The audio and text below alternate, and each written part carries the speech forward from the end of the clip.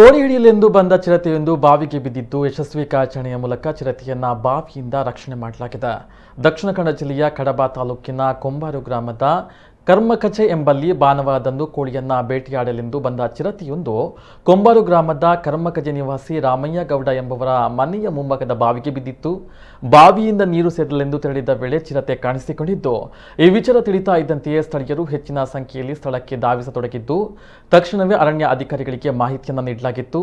ಸ್ಥಳಕ್ಕೆ ಭೇಟಿ ನೀಡಿದ ಅರಣ್ಯ ಅಧಿಕಾರಿಗಳು ಊರವರ ಸಹಕಾರದೊಂದಿಗೆ ಬೋನನ್ನು ತರಿಸಿ ಸೂಕ್ತ ಭದ್ರತೆಯೊಂದಿಗೆ ಚಿರತೆಯ ರಕ್ಷಣೆಯನ್ನು ಮಾಡಿದ್ದಾರೆ.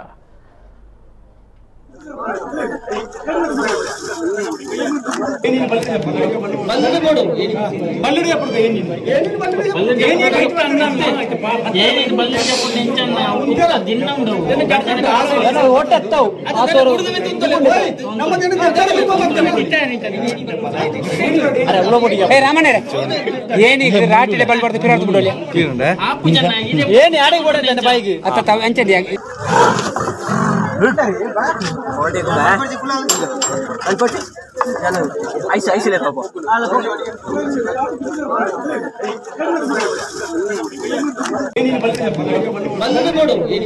बल्लड़ी